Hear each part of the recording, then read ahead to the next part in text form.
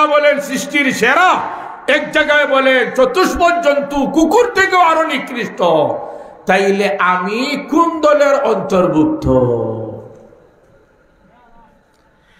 চিন্তা ভাবনা করে শেষে সিদ্ধান্ত নেন, যদি ঈমান নিয়ে যেতে পারি তাহলে তো কুকুর থেকে শ্রেষ্ঠ, ঈমান নিয়ে যদি না যেতে পারি কুকুর থেকে আরো নিকৃষ্ট।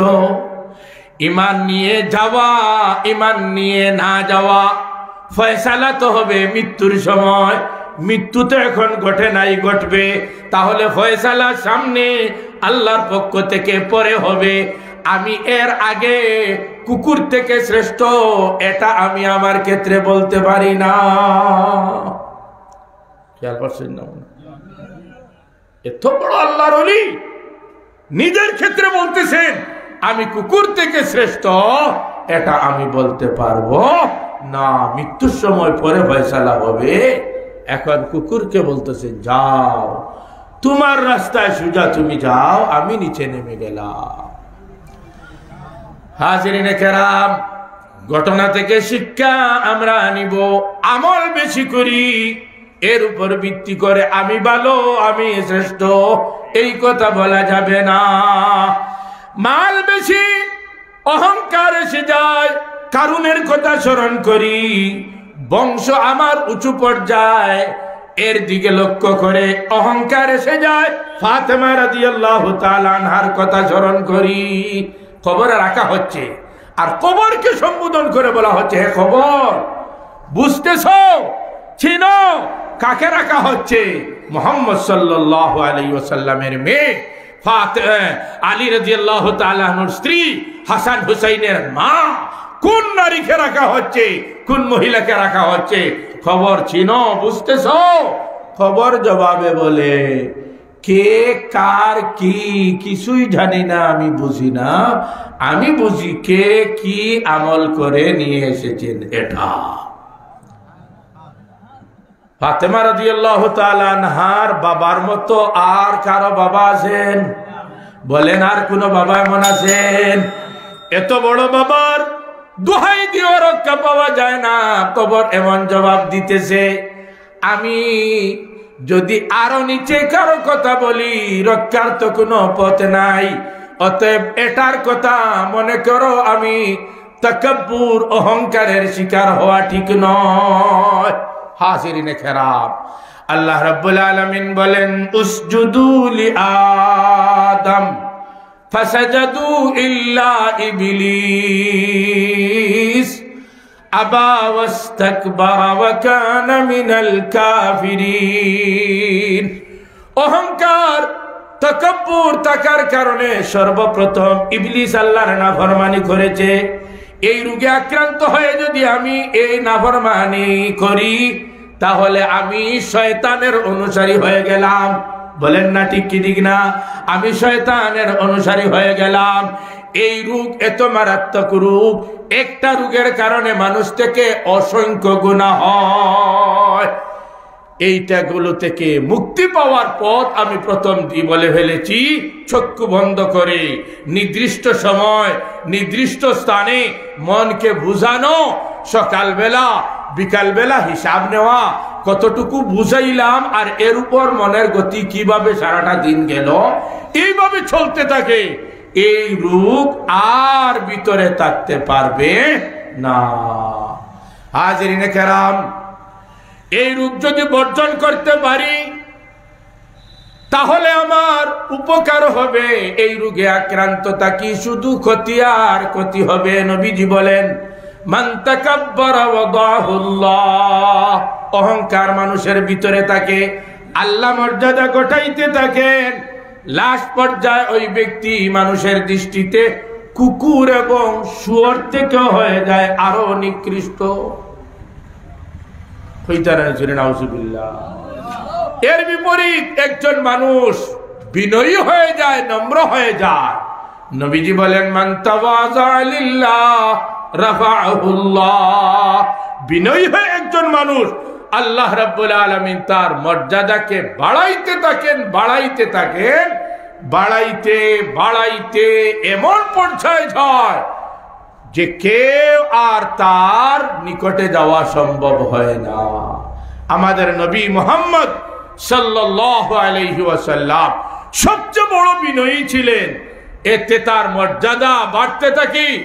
হিংসুকরা হয়ে গেল বিরোধী, নবীকে নামানোর চেষ্টা করে, লাঞ্ছিত অপমানিত করার চেষ্টা করে, আর আল্লাহ তার মর্যাদাকে বাড়াইতে থাকে, তাকে উঠাইতে থাকে, উঠাইতে উঠাইতে বাড়াইতে বাড়াইতে এই রজব মাসে আল্লাহ তার নবীকে 7 আসমান অতিক্রম করে সিদরাতুল মুনতাহা অতিক্রম করে আরশ পর্যন্ত নবীজিকে নিয়ে যান।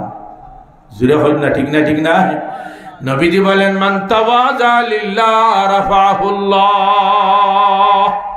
বিনয়ী হলে আল্লাহ মর্যাদা বাড়াইতে থাকে। শেখুল ইসলাম কুতবে আলম সৈয়দ হুসাইন আহমদ মাদানী নওয়ারাল্লাহু মারকাদা, যদিও ইন্ডিয়ার, যদিও মদিনার, কিন্তু সিলেটবাসীর সাথে বিশেষ সম্পর্ক থাকার কারণে আমরা মাদানী সাহেবকে সব জানি, চিনি। ওনার এক উপাধি হলো শেখুল ইসলাম। এক উপাধি কি? শেখুল ইসলাম। এর অর্থ কি? শেখুল ইসলাম হওয়ার অর্থ হলো একটা মানুষ সামাজিক অবস্থা এমন পর্যায়ে যাওয়া, সর্বোচ্চ স্তরের মানুষ থেকে নিয়ে সর্বনিম্নের সব তার কাছে তাকে দুর্বল, তার কাছে হয় নত। ওনার একজন শিষ্য শেখুল ইসলাম আল্লামা শাহ আহমদ শফি, ওনার উপাধিও কি? শেখুল ইসলাম। ওনার উপাধিও শেখুল ইসলাম। বাংলাদেশের প্রধানমন্ত্রী হাত প্রসারিত করেছেন, হাত লম্বা করেছেন আহমদ শফির পায়ে পড়ার জন্য। বানাইয়া হইলাম না আশা? বানাইয়া হইলাম না আশা?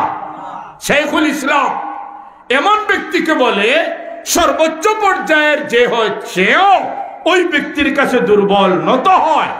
শাহ আহমদ শফি ছিলেন শেখুল ইসলাম, সর্বোচ্চ আসনের মালিক, প্রধানমন্ত্রীও তার কাছে হয়ে গেছে নত। যিনি সারা দেশের প্রধান, উনি নত হয়ে যাওয়ার অর্থ উনি নয়, সারা দেশ তার কাছে নত। বলেন না ঠিক কি ঠিক না? এই শেখুল ইসলাম শাহ আহমদ শফির মুর্শিদ, উনার উস্তাদ হলেন শেখুল ইসলাম মাদানী রহমতুল্লাহ আলাইহি। বিনয়ী ছিলেন এমন অসাধারণ, ট্রেনের সিটে বসা, সফররত, উনার পাশে বসা একজন হিন্দু পণ্ডিত সিট থেকে গেছে উনার জরুরতে, প্রয়োজনে টয়লেটে, কিন্তু দেখা যায় যাওয়ার পরপরই তাড়াতাড়ি এসে গেছে। মাদানী রহমতুল্লাহ আলাইহি অবস্থা থেকে বুঝতে পারলেন লোকটা গেছে তার প্রয়োজনে, কিন্তু প্রয়োজন সম্পন্ন করতে পারে নাই, নিশ্চয় টয়লেটে সমস্যা আছে, অপরিষ্কার, ময়লা বেশি, ব্যবহারের উপযোগী নয়। মাদানী রহমতুল্লাহ আলাইহি উনি সিটে আসার পরে গেলেন, যেমন ধারণা তেমন টয়লেটের অবস্থা দেখে এখন তিনি নিজ হাতে টয়লেটকে পরিষ্কার করেছেন। হইতারানি সুবহানাল্লাহ। নিজ হাতে টয়লেট পরিষ্কার করেছেন হযরত শেখুল ইসলাম মাদানী রহমতুল্লাহ আলাইহি। পরিষ্কার করে এসে হিন্দু পণ্ডিত ব্যক্তিকে বলতেছে, आप जाइए, क्या बात है, सब कुछ ठीक है, আপনি যান, সবকিছু ঠিক, পুরোপুরি পরিষ্কার। এই লোকটা যাওয়ার জন্য প্রস্তুত হয় না, এই তো আমি গিয়ে আসলাম, অপরিষ্কার, ব্যবহারের উপযোগী নয়। মাদানী রহমতুল্লাহ আলাইহি বারবার চাপ দিয়ে বাধ্য করেন লোকটা যায়, গিয়ে সেখানে দেখে যেভাবে উনার দাবি, বাস্তব যেভাবে পরিষ্কার, ব্যবহার করার উপযোগী, উনি ব্যবহার করলেন, তার প্রয়োজন শেষ করলেন, আসলেন, পাশে বসলেন, চিন্তা করতেছে পণ্ডিত ব্যক্তি, এই লোকটা কে? দেখা যায় তো একজন মুসলমান, দাড়ি টুপিওয়ালা, এর চেয়ে বিশেষত্ব তার আর কি? এমন চিন্তা ভাবনায় শহরের এক পর্যায়ে যখন চলে গেলেন, লক্ষ্যস্থল যেখানে মাদানী রহমতুল্লাহ আলাইহি, ওই এলাকার লোকজন এসেছে, তাকবীর দিতেছে, শেখুল ইসলাম বলতেছে, তখন ধরা পড়লো উনি তো শেখুল ইসলাম, উনি তো কুতবে আলম, উনি তো ব্রিটিশ বিরোধী আন্দোলনের অগ্রসেনা। হাজিরিনে কেরাম, এই হলো ব্যক্তিত্ব শেখুল ইসলাম, ব্রিটিশ বিরোধী আন্দোলনের অগ্রসেনা। বিনয়ের অবস্থা হলো একজন হিন্দু ব্যক্তির টয়লেটকে পরিষ্কার করতেছেন। নবীজি বলেন, মান তাওয়াযা লিল্লাহ রাফাহুল্লাহ, যে বিনয়ী হয়, নম্র হয়, ভদ্র হয়, আল্লাহ তার মর্যাদাকে বৃদ্ধি করতে থাকেন।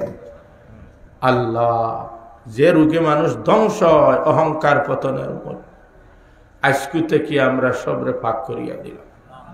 যেটার দ্বারা তোমার হাসাল হওয়া যায়, মানুষের প্রিয় হওয়া যায়, মানুষ মারা যাওয়ার পরে মানুষের বালা বালা হইয়া গুণ গায়, বিনয়ী, এই গুণ আমরা সবার মধ্যে পয়দা করিয়া দেব। তাহলে হোক আমিন, আর একবার তো হোক আমিন, আর প্রবাসী সংস্থা যুবকদের উদ্যোগে প্রতি বছর এবারও খুব সহযোগিতা করছেন, বিশেষ করে প্রবাসী সংস্থা। জনাব মেম্বার কফিলুজ্জামান লস্কর সাহেব, ঠিক আছে না? ঠিক বলছো কিতা কিতা বাড়াইলাম তালুকদার না হইলে আমার যেমন ওলা কিনা লাগে, হুজুরও তাই, আবার জনপ্রতিনিধি। মাশাআল্লাহ, অসাক্ষাতে যা শুনছি আল্লাহ আরো তরক্কি দেখা হোক আমিন। হুজুর হইয়া জনসেবা, দুনিয়া আখেরাত দুইটা একসাথে চালানি আল্লাহ তৌফিক দিছেন, আরো বাড়াইয়া দেখা। হকলর প্রতি সুনজর, যারা দেশে আছেন সামনে, যারা দূরে আছেন বিদেশ, তারার প্রতিও সুনজর। হকলরে লইয়া যেন চলতা পারেন তাই নয়।